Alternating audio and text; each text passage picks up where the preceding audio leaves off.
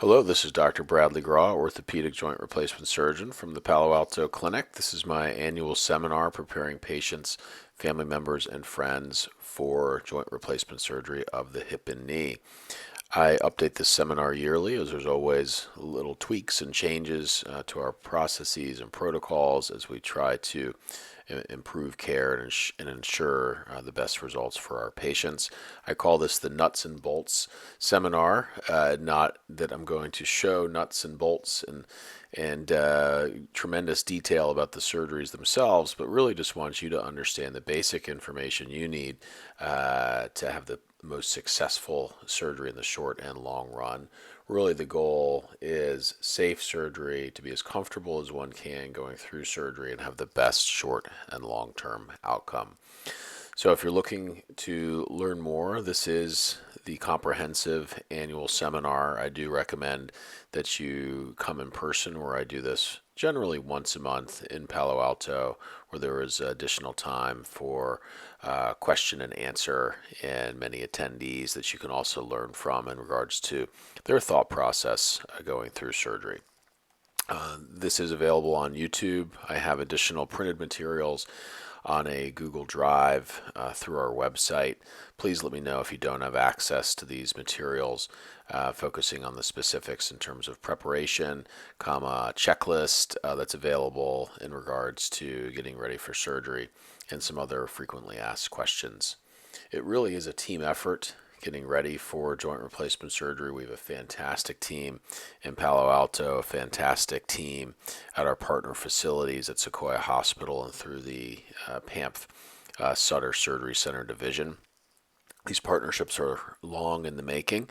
Our surgery center division has worked on a range of procedures, but Sequoia has been a strong partner of mine for about 15 years at this point. We helped create this as really a leading institution for orthopedics and joint replacement with a number of honors through Medicare as a five-star hospital, through U.S. News and World Report as a high-performing facility for hip and knee replacement, and this partnership is absolutely key. The talk today is going to go through really the phases of having surgery, beginning with, is it right for me to consider surgery, right? Hip and knee replacement surgery are seen as elective procedures. So we want to make sure that this is the right thing for you to consider. Then we'll talk about planning and preparing for surgery, and there's so much wrapped into this. Preparation is absolutely key for success in surgery and medicine, and I would argue in life, and that holds very true here. Part of that is understanding what the day of surgery is like, because we don't want your anxiety level to be high, we want it to be low. Likewise, your preparation for leaving the facility and rehabilitating at home, which is where 99% of people do recover. I then want to discuss frequently asked questions and long term follow up, so we'll get into that as well. Okay, so let's get right into it. So, here are the key questions you should consider before getting a joint replacement. This is relevant to educating yourself and really confirming that you are, as we say, bone to bone, having lost the cartilage in your joint before deciding to proceed with joint replacement surgery, which you can't come back from. So, understanding your diagnosis is important. You should be able to answer this question after having met with your doctor, which is, do you have osteoarthritis, rheumatoid or autoimmune disease, post traumatic arthritis, avascular necrosis, or another problem that's leading to this joint wear and tear and pain and difficulty doing things in your life?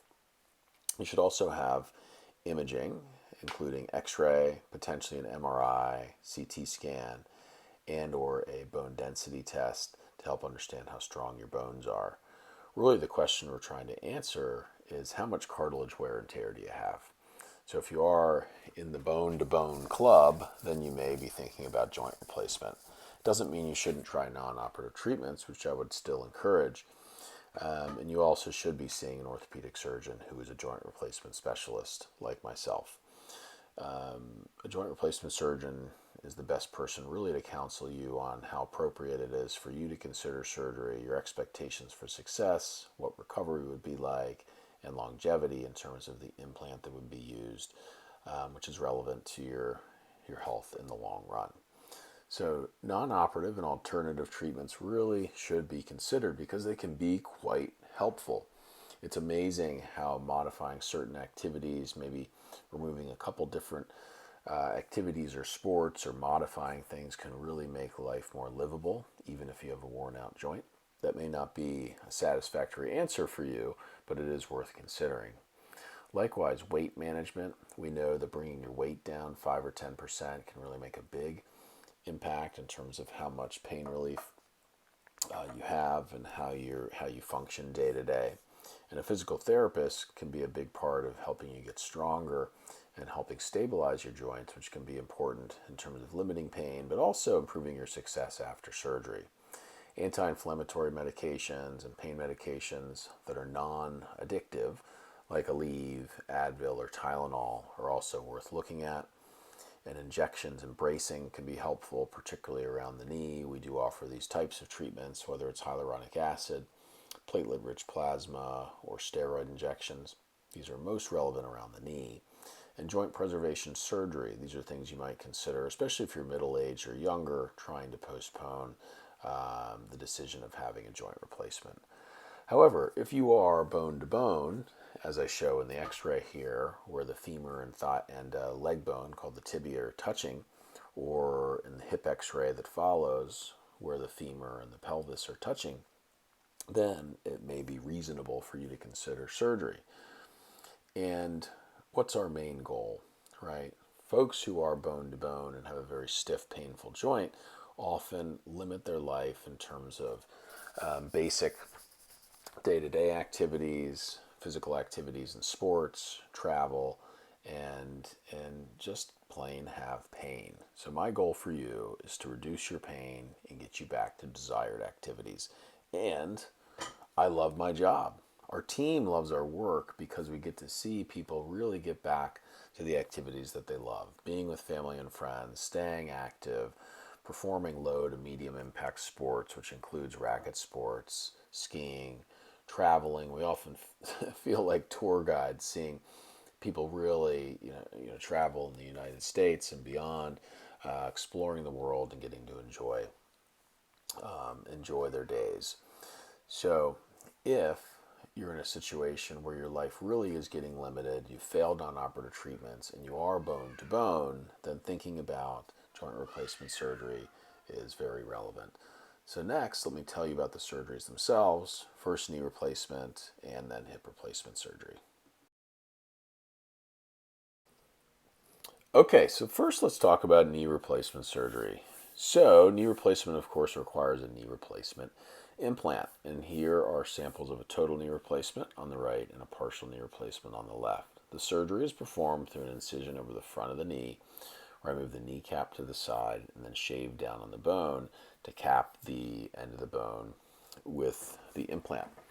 In a total knee replacement, all three compartments of the knee are generally resurfaced, and in a partial knee, it's just one of the three main compartments. These days, I use a robotic assisted technique using the state-of-the-art Stryker Mako robotic platform, which has been an excellent addition to my practice, improving the precision of the surgery and the consistency of helping people get excellent range of motion after surgery.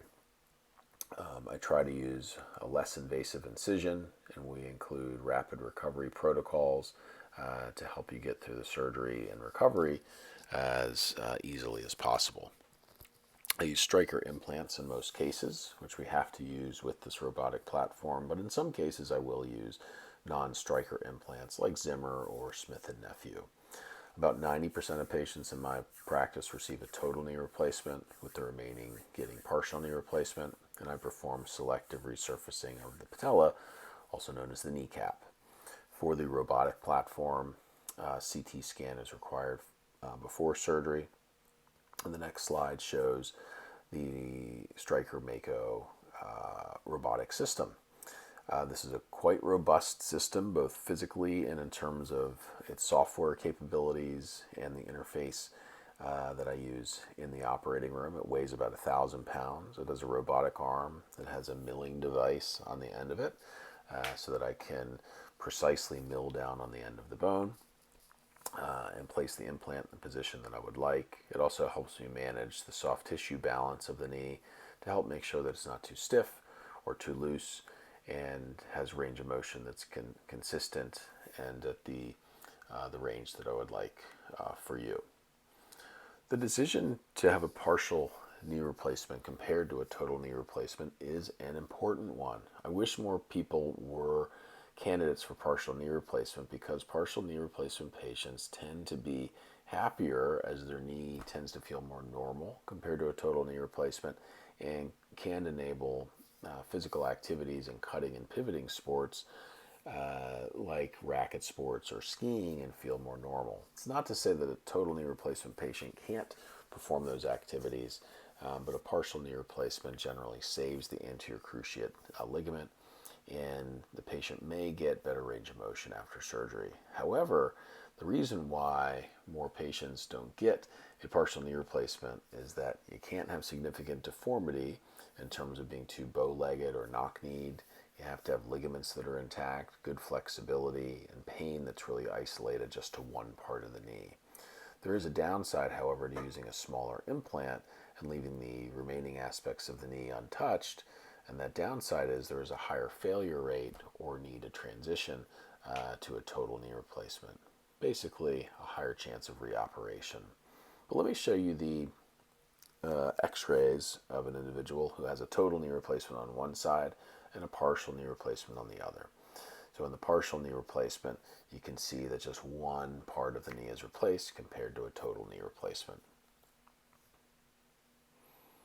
So next, let's talk about hip replacement. So I use an anterior approach, surgical approach, in terms of the position of the incision on the patient's body for almost all of my patients.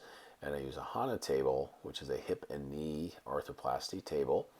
That's a state-of-the-art device made in the East Bay to help control the patient's leg at the time of surgery. I use Johnson & Johnson implants, as shown here, a cementless implant in more than 90% of patients, which is a cementless stem that the bone grows onto in the femur, and a cementless cup that the pelvic or acetabular bone grows onto, with a bearing surface that is ceramic on polyethylene, which is an advanced plastic.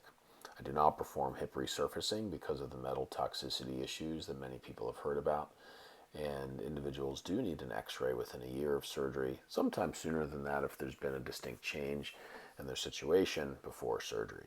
I will use a posterior approach for larger patients and in revision circumstances, and the next slide shows the difference in those approaches. Anterior being around someone's pocket, about 8 to 12 centimeters in the front, where I go between muscles, which tends to be less painful than a posterior incision that goes through the gluteal muscles, and it does enable me to use a computer-assisted platform and x-ray at the time of the surgery, as shown on the next slide. There are differences and benefits to the anterior approach, in my opinion, but both approaches can lead to quite successful outcomes. I will use the posterior approach again for people who cannot use the anterior incision because of a skin infection or other problem, or in patients who are getting revision surgery, where I am more likely to use a posterior incision as it is more extensile. In terms of the HANA table, I show this on the slide next, as well as the VELA system, which is the Johnson & Johnson computer-assisted platform that helps me achieve the best precision I can in terms of implant positioning, leg length, offset, which are two parameters from a biomechanical perspective, and helps with the efficiency in surgery. And finally, in regards to hip replacement, is an x-ray showing the implant in the body. So again, it's a cementless implant in most patients that goes down into the femur. The patient's bone grows onto the prosthesis, which takes a couple months. There's also a cementless prosthesis into the acetabulum, which is the pelvis, with screws that temporarily hold the cup until it integrates, and then the ceramic on plastic bearing. So that's the thumbnail sketch of knee replacement, both partial and total hip replacement.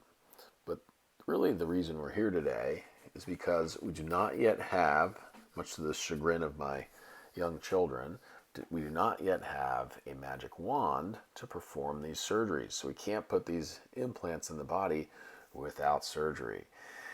So that's why being prepared in terms of going through the surgery is so important, especially in light of the really tremendous outcomes that we see in hip and knee replacement. Some call hip replacement the operation of the century. It's up there with cataract surgery in terms of consistency and really giving people back their life when it has become quite limited. More than 98% of our patients at PAMP have a meaningful improvement after hip replacement surgery, and 95% of patients after total knee replacement surgery. Many patients even forget that they had surgery when you look a year out. It does take that long, really, for all the soft tissues to heal and for individuals to go through the physical therapy required. But we're very proud of our outcomes and also proud of our kind of field overall to help bring people through these surgeries and have such a great long-term result. If there's not an early failure, as I had mentioned before, which may occur in only 2 to 3% of patients, the survivorship of these implants is often greater than 20 to 25 years, with failure rates of about 0.5 to 1% per year. The recovery at the beginning is hard, and we'll talk about that. For some people, it's not that difficult, but for many, it can be tough, and it does take 2 to 3 months to really get to a place where you're glad you had the surgery. And it is worth noting that about 1 out of 10 patients who've had knee replacement may not be that excited with the surgery, where there's some dissatisfier that they really just wish had been better. I'll talk more about those through the talk.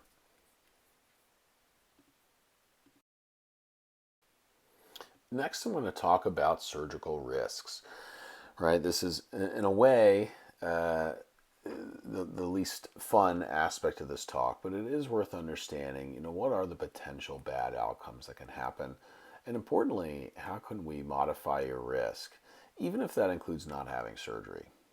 Right, but for those undergoing surgery, I want you to understand that it's about 1 out of 20 people that may have some issue that we have to work through after surgery that may be deemed a complication.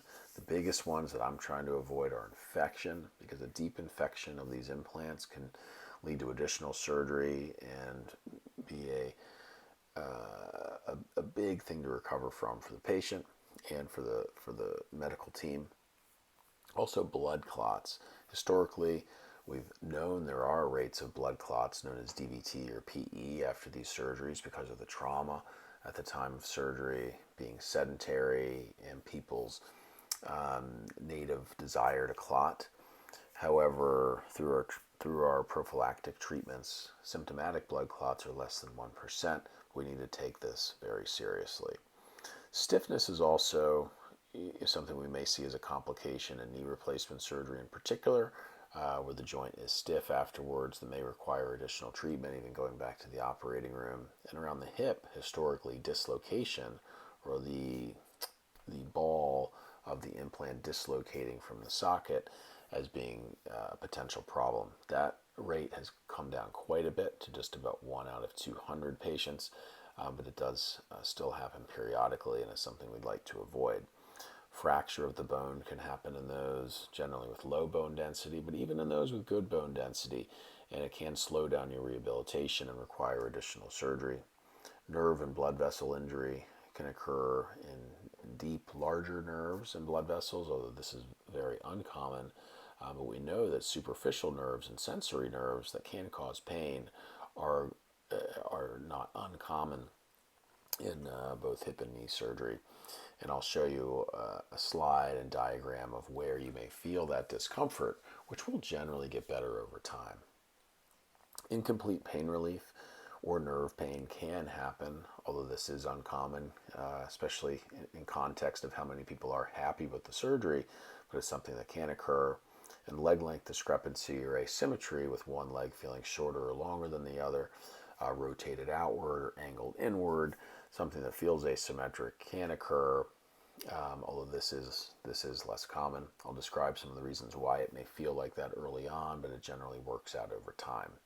Serious medical complications, including a heart attack, stroke, or death, can occur, but in the Medicare population, this is 3 out of 1,000 or less. So especially in our clinic with excellent primary care and clearance protocols, we see this very infrequently. You do need to modify and understand your risk, right?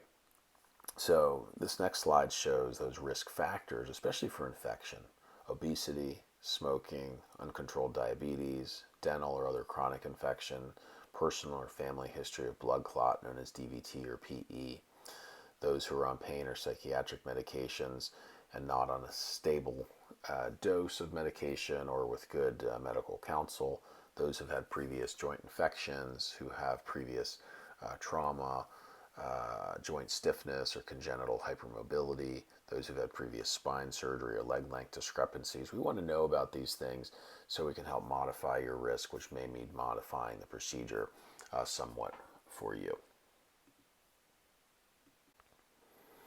So, presuming that you understand your diagnosis, that you really are bone to bone and have worn the cartilage in your joint, that you understand the nature of the procedure, the general risks and benefits, and you've decided to go forth, now we've gotten to that point. You are ready, set, go, ready to schedule surgery. And choosing that surgical date and when it fits best in your life, where you have a window of time for recovery and you have good support, is key. In my practice, Jennifer Dela Cruz, who is a nurse, works as the surgery scheduler and coordinator and really helps as the point person to help you get ready for surgery. She has some other partners that cover when she's out of town and such, but she's really going to be your key contact point. And here are the highlighted things to do that she's going to help lead you through. This includes seeing your primary care doctor and any specialist physician. Specialist physicians would generally be a cardiologist, endocrinologist, pulmonologist, or somebody else that's helping manage a medical problem relevant to you having surgery. We'll generally let you know this, or your primary care doctor will. We'll also order laboratory work, an EKG, and any special imaging for you, which includes a CT scan for knee replacement patients only. You do want to ensure that you don't have any infections, especially of the skin around where you're going to have surgery, or of the dentition, because dental infections can spread into the bloodstream and down to joint replacements, which can be devastating, as I mentioned. You also want to identify who's going to help you at home for about 3, 4, or 5 days after surgery. And you want to make arrangements for your post-operative physical therapy and home care that you decide based on your situation. We will help get home physical therapy for most people, but your outpatient physical therapy for knee replacement patients, you want to book out for 2 weeks after surgery or sooner based on your preference, and for hip replacement surgery patients around 5 weeks after surgery. You'll also want to pick up medications at the pharmacy that will be called in, and I'll tell you more detail on this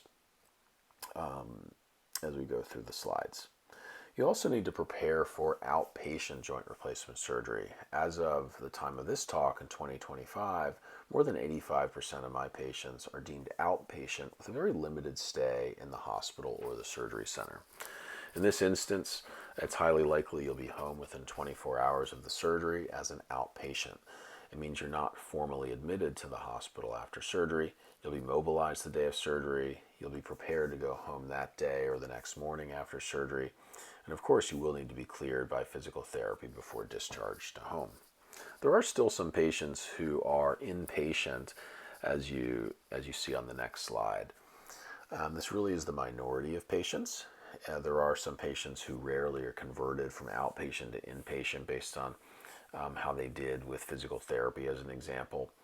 But those who are inpatients are those who are in the hospital for 1, 2, or 3 nights and may go to a skilled nursing facility afterwards, although that is less and less common. Those who are inpatient, here are the main criteria. Your age generally needs to be 85 or older. a body mass index, which puts you in the category of severe obesity of over 40, significant medical comorbidities such as kidney failure requiring dialysis, cardiac arrhythmia, chronic pulmonary disease, neurologic disease like Parkinson's or Alzheimer's, or a preoperative disability requiring a wheelchair or walker, giving you multiple orthopedic issues. But regardless, you really do need to get your home ready for post-op recovery. That's whether you go home the day of surgery or after going to a rehab facility. And this includes getting that household help lined up for several days after surgery, making sure that all of the clutter in your home is removed with pathways where you can use a walker of a couple feet wide, removing trip hazards, of course, because the last thing we want to see is that you're going to trip and fall at home and injure the area where you had surgery.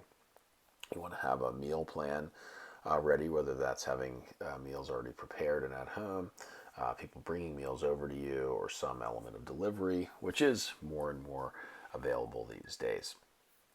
In terms of getting your home ready for surgery, you also want to have pet care arranged for those of you who have cats and dogs or other animals. You want to have kind of slip-proofed your bathroom and made modifications to the furniture that you may use to help limit falls. In terms of what to bring the day of surgery, you really don't have to bring much. You do want to bring your ID cards and credit card. You want to bring loose-fitting clothing, footwear with good traction, toiletries, books and lightweight electronics, personal medical supplies such as a CPAP machine for sleep apnea, glasses, hearing aid, but don't bring medications unless they're particularly rare. This can include eye drops as one example, but generally we have all of the main categories of medications at the facilities. Next is an important slide about the days before surgery. You want to make sure you're managing your medications and supplements appropriately. You don't want to take any agents that can cause bleeding for about a week before surgery. So no ibuprofen, naproxen, or aspirin. If you're on a prescription blood thinner, you really should have a plan. It may not be that you hold these for a week, but Eliquis is an example you would hold for 3 days. Coumadin you may hold for 5 to 7 days. And then other medications such as those for hypertension or the new GLP-1 medications, you need to have also the right plan. Hypertension medications such as beta blockers you usually take that day, but other medications you'll hold. And the GLP-1 medications like Ozempic you would hold for about a week before surgery. Sequoia Hospital or the PAMP Surgery Center Division will give you the specific protocol. So please ask them if there's a question about what medication or not to take the evening or the day of surgery. It's also important not to eat after midnight. Many people understand this, right? This can be an anesthesia risk. If you have too much to eat or something in your belly that you could throw up or aspirate into your lungs. But we do encourage you to have clear fluids up to 2 hours before arriving at the hospital. So specifically, up to 2 hours before getting to the hospital, you then have a period of time in the hospital where you won't have any fluids.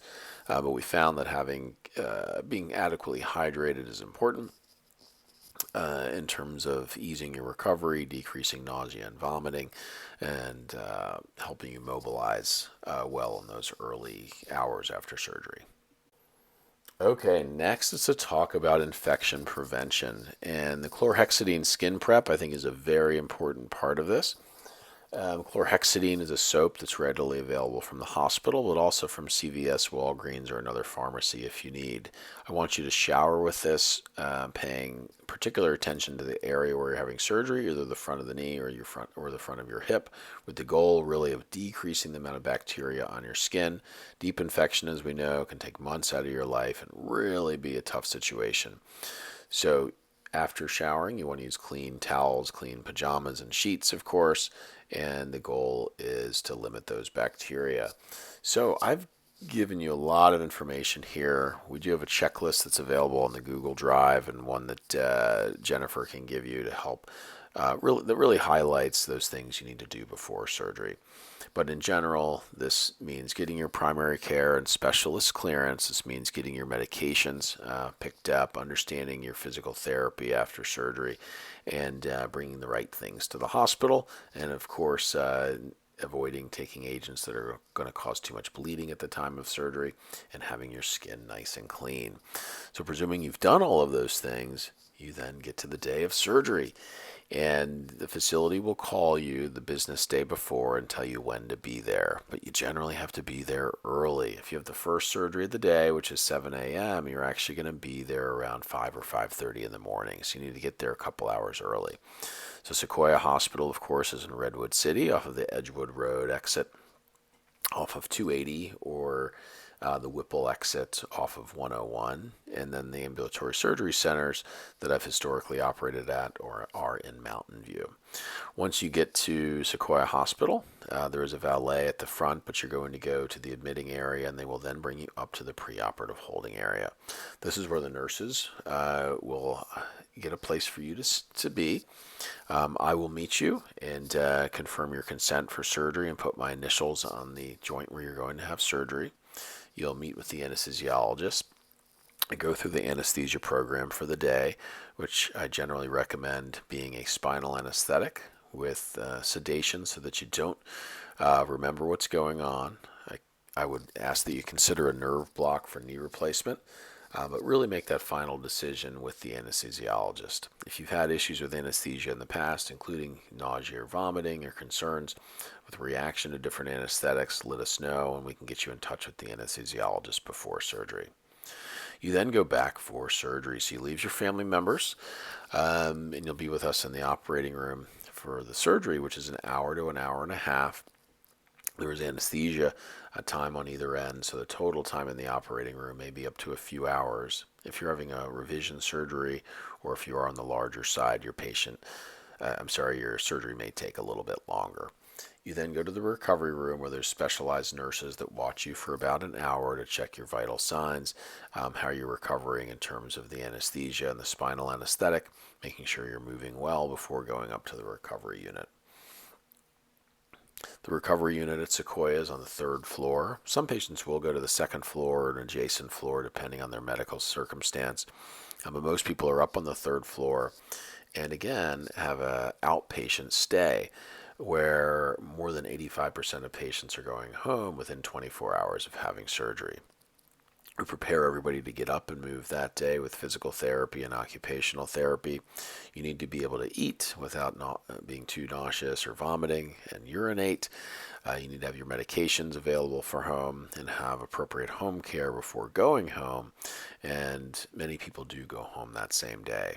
It is the minority of patients that stay more than a night or two, and the minority of those that are going to a skilled nursing facility. It really is less common that patients go to a skilled nursing facility as insurance companies have really gone away from paying for this service and are looking at different opportunities for care at home, whether it's physical therapy or nursing. The hospital, remember, is not the Ritz-Carlton. It is the hospital. It's not the most restful place to be. There are oxygen monitors, IV pumps, bladder catheters in some cases, vital sign checks, nursing checks, and sleeping can be tough. So please ask for a sleeping pill if you need. Eye shades, earplugs, these are available. Remember, the better you sleep, the nicer you're going to be to your team the next morning if you do stay over. But we do want your pain to be controlled, and everybody may need a little nuance to their cocktail that gets them to a comfortable place. Some people don't need narcotic medications at all, and that's fabulous, but other people do.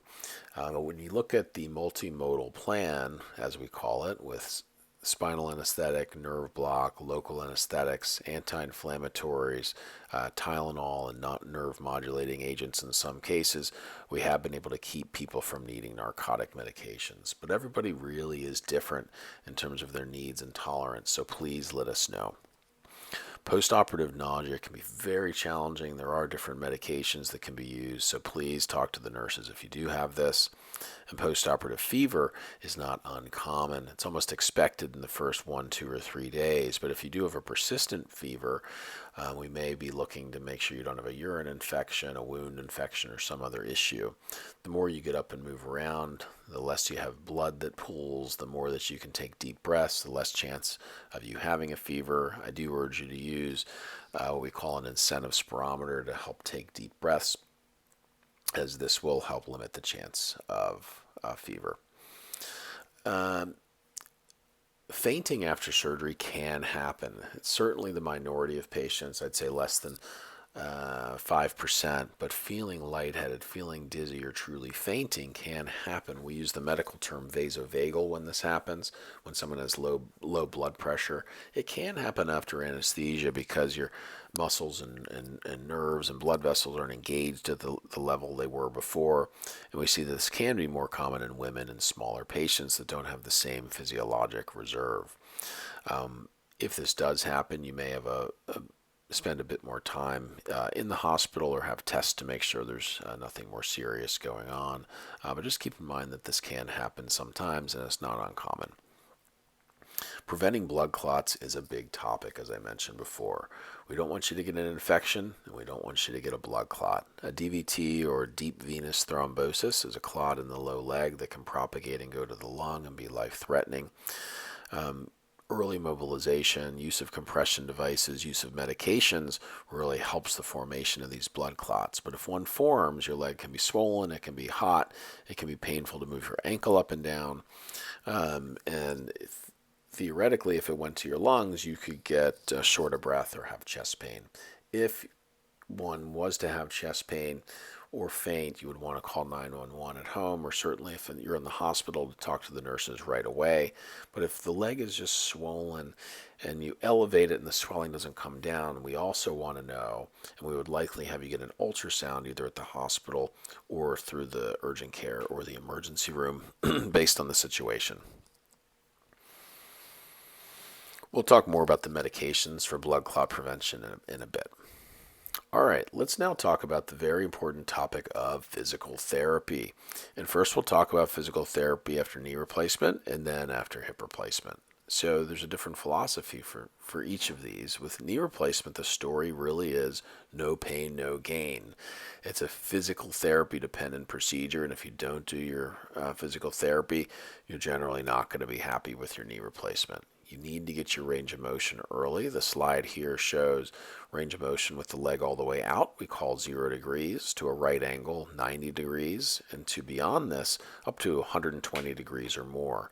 120 degrees is average after knee replacement surgery, and that's really my goal. Anything over this is gravy. But you do need to start your exercise early. You'll start them in the hospital. You'll want to do exercises at home for sure. Many people will get home physical therapy the first week or two, and then you want to have your outpatient physical therapy starting 2 weeks after surgery. You need to have these appointments set. Remember, the medications for pain and the ice machine that you'll get are very important. And doing some exercises every day, it's really the consistency that will get you to a better place. Hip physical therapy is different. We don't want you to do too much too soon. If you do too much, you may actually get a crack or a fracture around your thigh bone, so you don't want to do that. You don't want to be someone where that occurs. So you want to go slow. You want to walk for exercise. You want to start to engage your muscles, but really no single leg exercises where you're just standing on that leg, or active strengthening for about 5 to 6 weeks. You also want to maintain what we call hip precautions, which is not putting your leg in a precarious position where you could get a dislocation of the hip, and the physical therapist will show you this. This generally means not sitting down in a low chair, not crossing your legs, and not twisting your leg or hip too much. In terms of the immediate post-op activity and care at home, there are some things you may want to put on your shopping list. Insurance will not pay for these. Insurance will pay for a walker for most people, but I do recommend you consider access to an exercise bike, a recumbent bike, or a small exercise pedaler like you see shown on the slide here. Also, having an elevated toilet riser, which can run $40 or $50, is helpful after hip replacement surgery in particular, but potentially after knee replacement surgery too.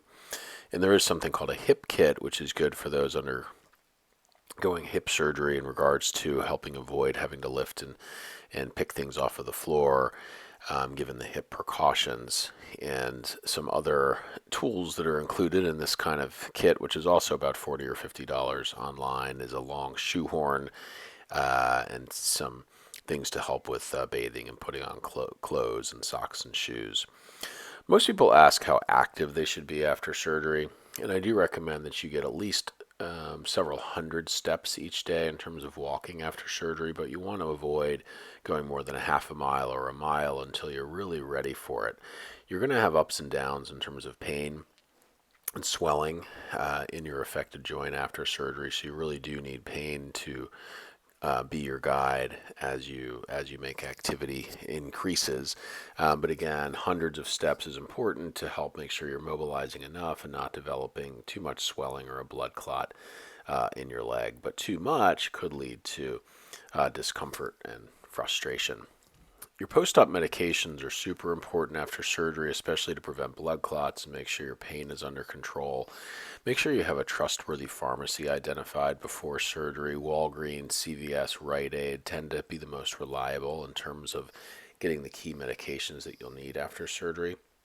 You will get a combination of prescriptions as well as over-the-counter medication options.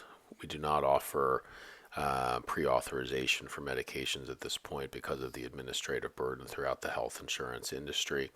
But you really do need to ensure that you have your post-op blood thinner. That's probably the most important thing that you need to have at home before you show up at the hospital or surgery center for surgery, because this is what's going to protect you from a blood clot after surgery.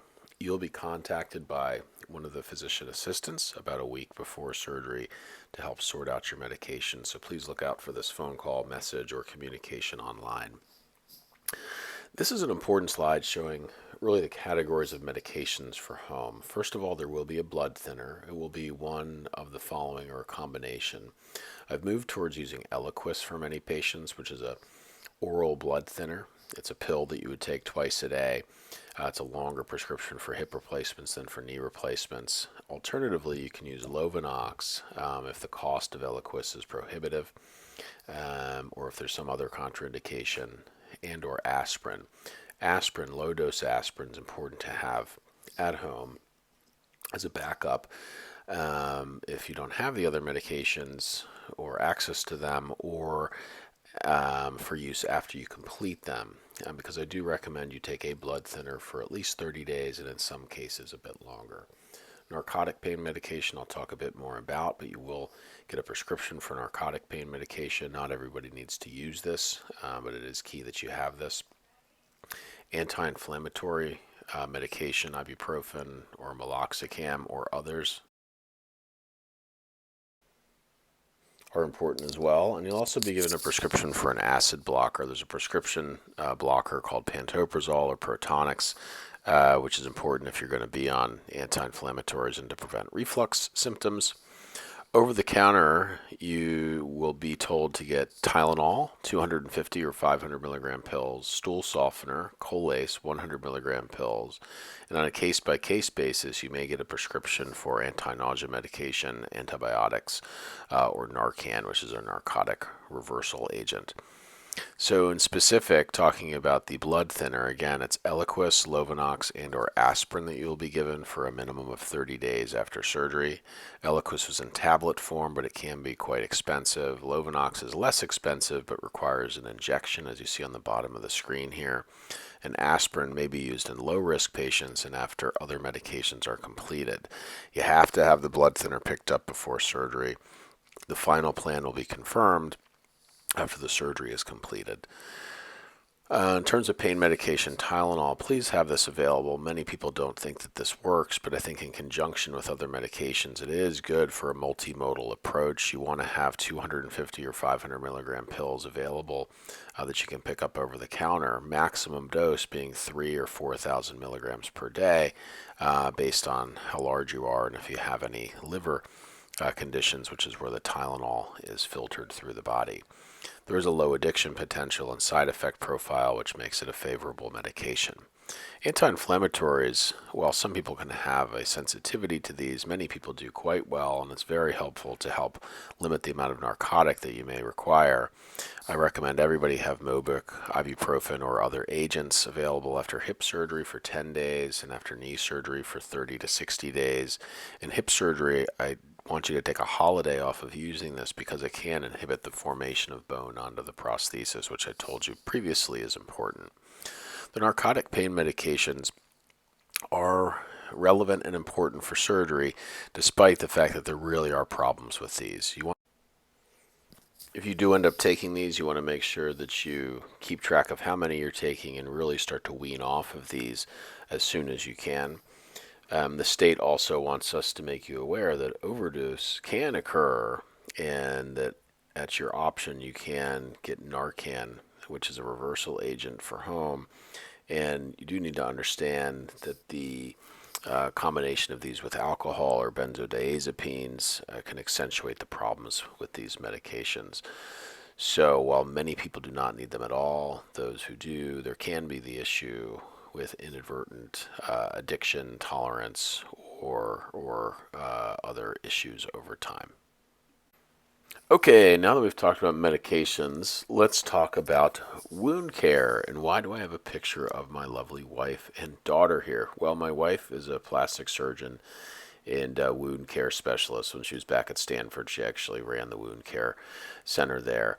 And she wants to make sure that all of my wounds after surgery heal very well and that there's not problems. That being said, there can be issues, of course, with any healing surgical incisions. Most people do quite well, and I'd say about 8 to 9 out of 10 people heal without much fanfare. But it is worth knowing some of the warning signs and things that you can see when you're healing. Warning signs surrounding infection or too much bleeding, as an example. If you're having knee surgery, you're going to have a bandage that you leave the hospital with, which is an ACE bandage that you're going to change at home on the third or fourth day after surgery. You will then change to a bandage that's waterproof. This is the same one that most of our hip patients leave with the day of surgery, a waterproof bandage that has an adhesive dressing around gauze.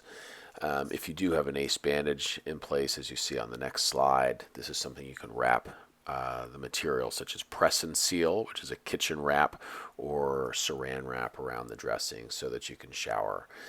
However, if you see bleeding, blistering, continued drainage, concerning smells or odors, or spreading redness from the incision, we want to know.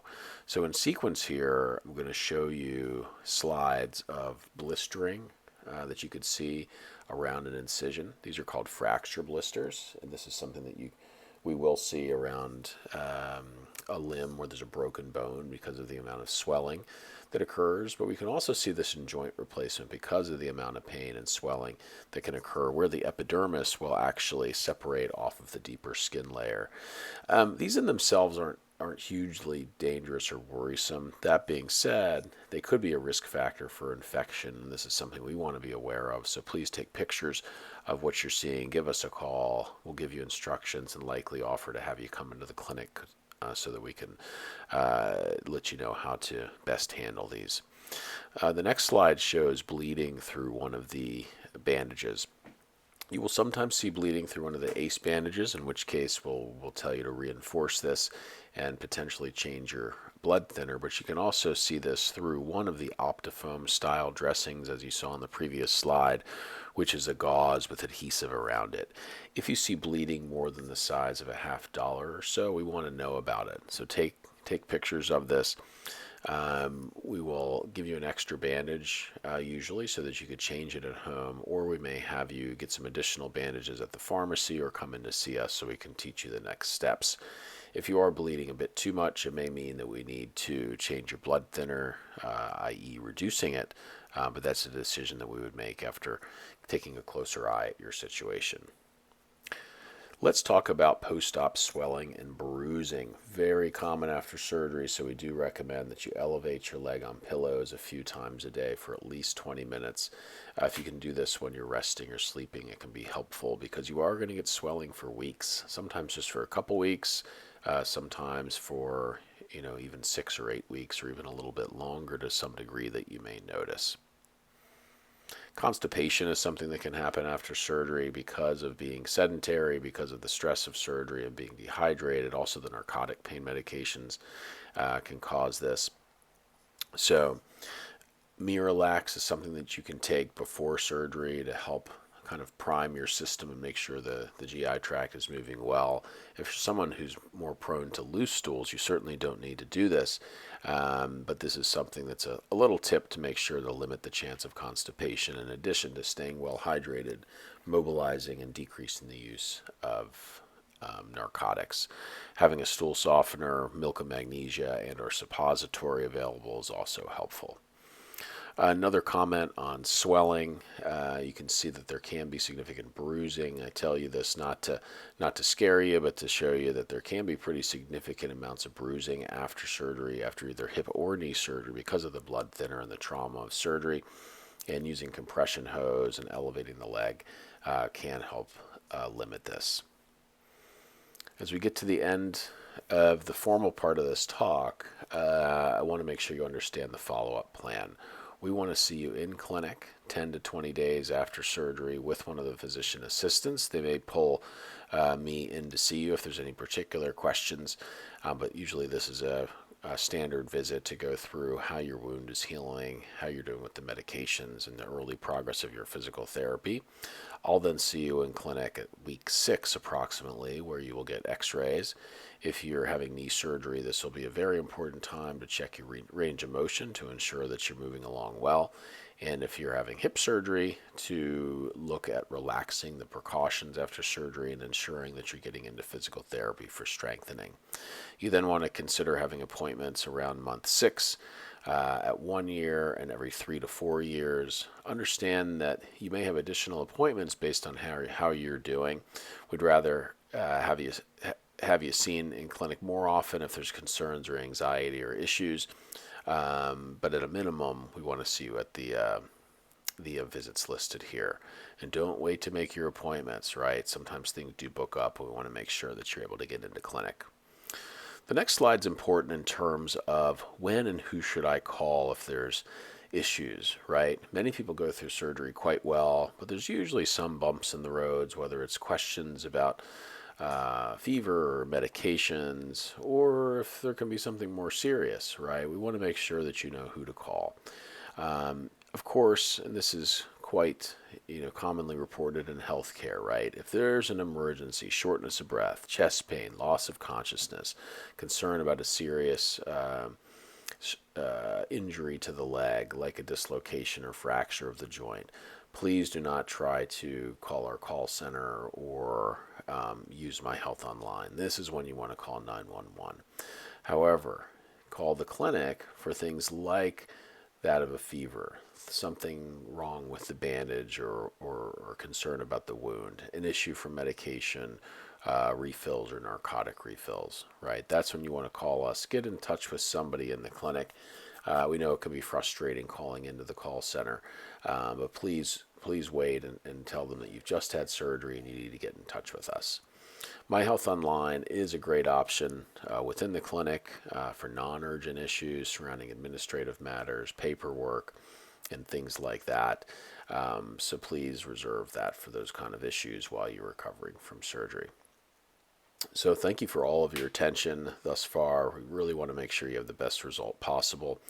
There are a number of questions that people have, and I do want to answer some of these in the following slides, which is kind of a potpourri of frequently asked questions. And of course, if and when you come to our in-person seminar, this is a great time to answer questions as well.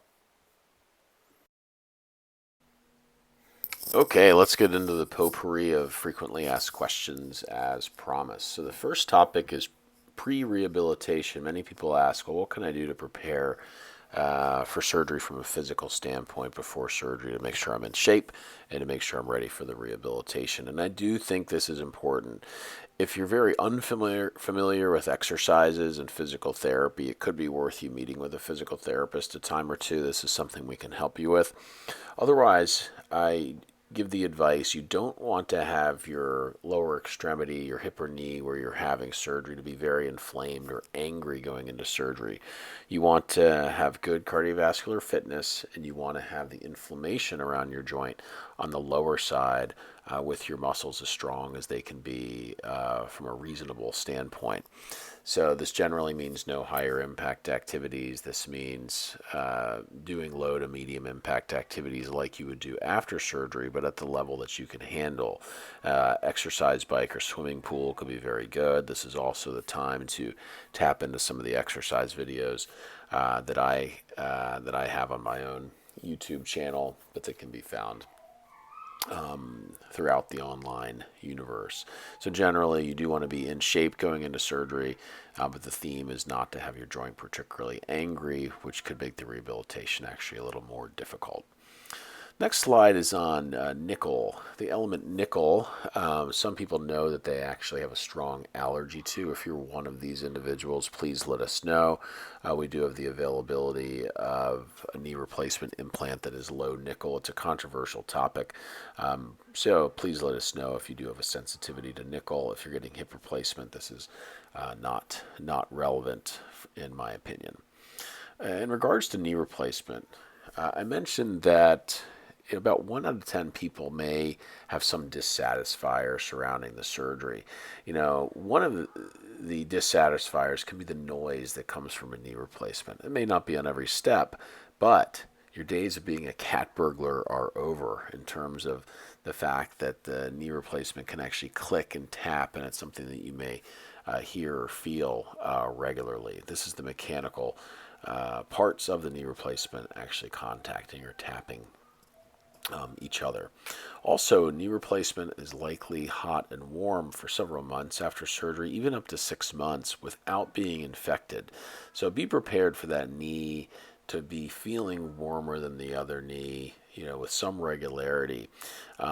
Over time, the heat should generally come down, but that knee is always going to be a little bit more swollen from the scar tissue from surgery, and you're usually going to notice this. Of course, if the knee is red and hot and swollen and you continue to limp some weeks after surgery, we do want to know, because there are some patients, of course, who could be at risk for an infection, and we're happy to evaluate you for that should there be a concern. The next slide discusses osteoporosis. So many people over the age of 60 may have osteoporosis. This is something that's pretty regularly tested for by our primary care doctors, but some people may be unaware that they actually have osteoporosis. If you have osteoporosis, especially around hip surgery, this can put you at risk for a fracture at the time of the surgery or afterwards.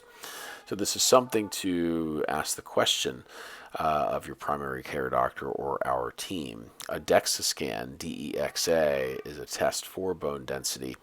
And of course, having stronger bones is usually going to be more helpful going into surgery in terms of preventing problems on the way out. Our primary care doctors and endocrinology teams can discuss building bone density with you in detail should you actually have osteoporosis or low bone density.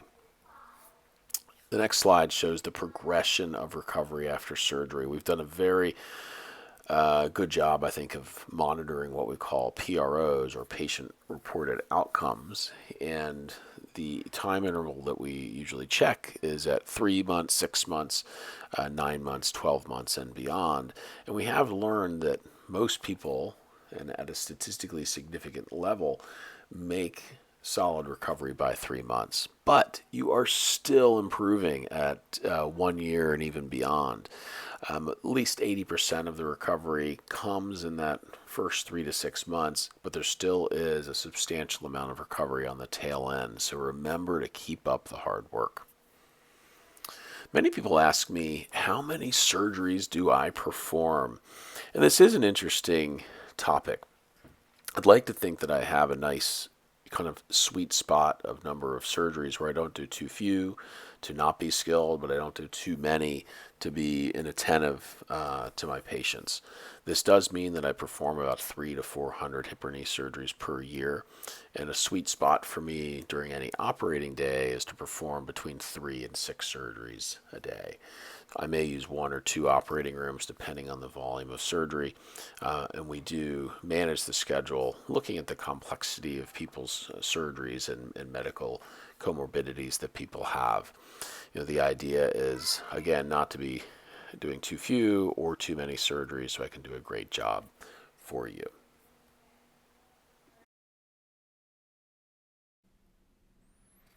Okay, let me talk about an issue that people recognize after hip replacement surgery. Many people will feel like their leg is longer after surgery for a period of time until their muscles strengthen and their pelvis is able to reach equilibrium. There are cases where someone's leg is truly made longer, sometimes on purpose, sometimes because of lack of precision in the surgery, and sometimes as we try to create a more stable hip. However, this is the reason why people's legs feel longer, really, in almost in many cases, and that is because the muscles, the gluteal muscles, have weakened around the time of the surgery, and they need to tighten up and level out the pelvis. So keep this in mind. It does take 2 to 3 months for the pelvis generally to reach equilibrium. There are 1 to 2% of people who may need to use a small lift in the shoe after surgery, but we can discuss this on a case-by-case basis based on how you're doing. The next slide shows why individuals have numbness, tingling, burning, or nerve pain around the site of their incision. So if you're looking at the way our bodies are wired, there are particular patterns of peripheral nerves, and in this case sensory nerves, that are going to usually be disrupted at the time of the surgery. So in my practice for anterior hip replacement, there's a nerve on the outside of the thigh called the lateral femoral cutaneous nerve. It's the dark green nerve you see around the thigh in this diagram. Many people will have numbness on the outside of the thigh, sometimes sometimes permanently in at least a small area, and rarely in a very painful or persistent way. There are treatments for those who have pain from the nerve disruption at the time of the surgery, whether that's medication, injection, and rarely surgical release. But I do want to educate you on the fact that there will be some numbness and effect on the nerves on the outside of the thigh. The same occurs around the knee. Remember, the knee incision for knee replacement is over the front of the knee. The nerves come from the inside of the knee over towards the outside. It tends to be on the outside of the kneecap and sometimes lower that you will feel numbness, tingling, or burning. Some people find it's difficult to kneel on the knee replacement, the knee that was replaced for that reason. And again, there are treatments that one can consider to help relieve some of these symptoms. For those who are still working, the question comes up when to return to work. It really depends on how you are doing as an individual with your recovery and the type of job that you have. It really varies. I see some white-collar workers and entrepreneurs who go back to work the same day or the same week of surgery, which is quite amazing to me, and others who have blue-collar jobs, healthcare jobs, perhaps on their feet a lot, who may take upwards of 4 to 6 months. So please discuss this with me on a case-by-case basis, especially as it pertains to getting in touch with your employer, educating your employer, and any disability program that you may be a part of. I do encourage low to medium impact activity after surgery, which includes swimming. Many people enjoy being in the water for workouts and enjoyment. And however, you do need to take a holiday off of swimming until your incision is nicely healed.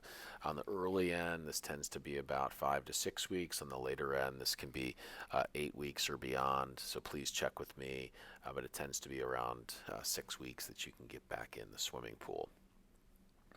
People have questions about sleeping. So you'll hear different stories on the street from the physical therapists and others, but in my opinion, there really is no dangerous position to sleep in after hip or knee replacement. It may be uncomfortable to lay on the side where you had surgery, but it's rarely dangerous to do so. I think it can be helpful to have pillows to help orient you, position you, pad you, depending on the position that you'd like to lay in. But even moving towards your stomach is safe. In regards to hip replacement, you will learn those hip precautions in terms of the position of your leg. I don't encourage you to cross your legs or overly rotate your legs. That being said, I don't want you to live nervously or anxiously, but try to hold your legs together as opposed to crossing them so that your muscles do have the time to strengthen up. Insomnia is not uncommon. Getting back to another important sleep topic, insomnia is a challenge for many people for weeks after surgery, especially those who are prone to insomnia as it is. So please discuss this with me or your primary care doctor, depending on how severe this is. I would generally recommend starting with good pain control and then adding medications, including Benadryl. There are additional stronger medications such as trazodone, Ambien, or lightweight benzodiazepines that can be used for sleep. Remember, good sleep hygiene in terms of limiting alcohol, limiting caffeine, and screen time before bed can also be helpful in terms of getting you into a good routine. But the stress of surgery, the discomfort can lead to trouble sleeping for the first several weeks, even a couple months after surgery.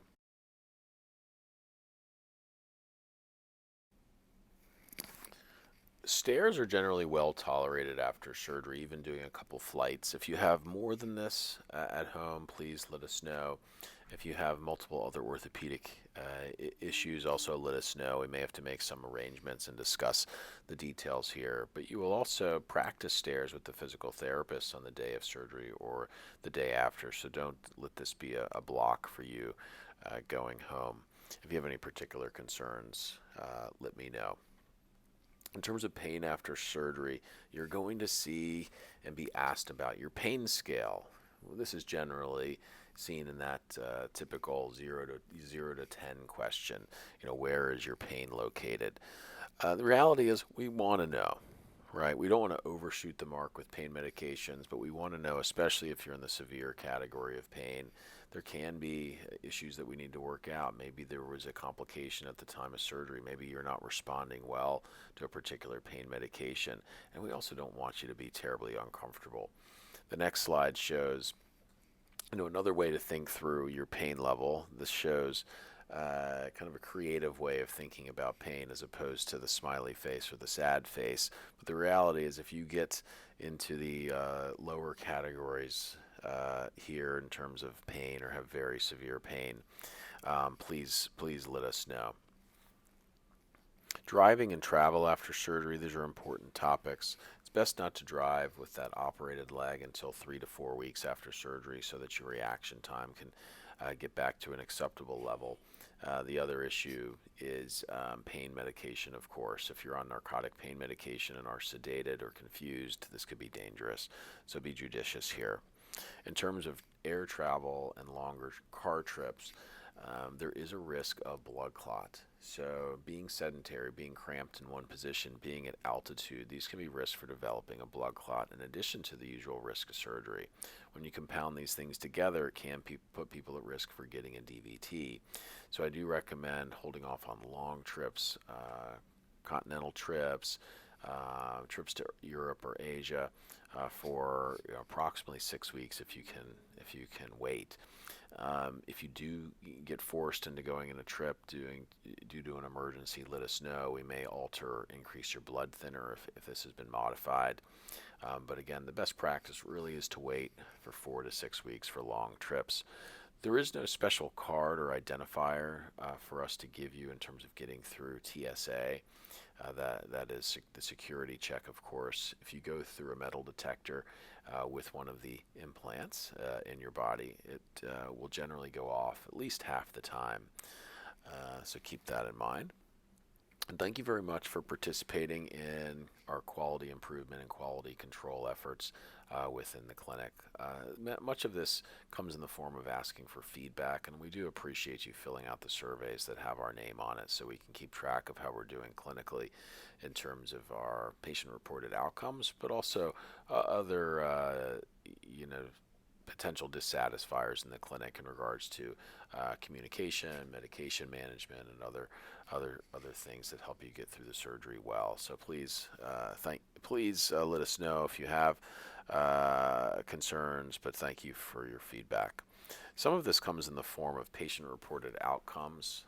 Those are surveys specific to the response and function and results of your surgical journey and surgical procedure. One of these is called the hip osteoarthritis outcome score, also known as the HOOS. Right? I of course had the Dr. Seuss book here, which is pretty cheeky. We do participate with the American Joint Replacement Registry, which has become more robust in the United States, which is excellent. We're following suit with what has been done regularly in the UK, in Scandinavia, and in Australia. A great way for us to learn as an orthopedic community and make sure we're monitoring any potentially bad results out there. In terms of optimizing your result, a couple last tips before I finish up. One is activity. I do encourage you to be active. Low to medium impact activities are generally going to be better than high impact ones. So, no running, jumping, heavy lifting, right? These can be problematic in terms of the longevity of the joint replacement. Biking, skiing if you're experienced, golfing, traveling, hiking, these are the types of activities I would recommend. You also want to limit the chance of infection.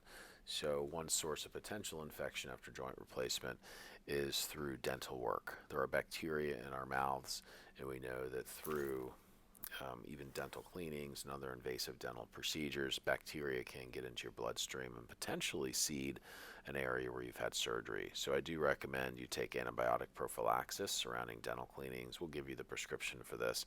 This will be for the first 2 years after surgery. If you are immunocompromised or particularly high risk for an infection, we may ask you to consider doing this longer.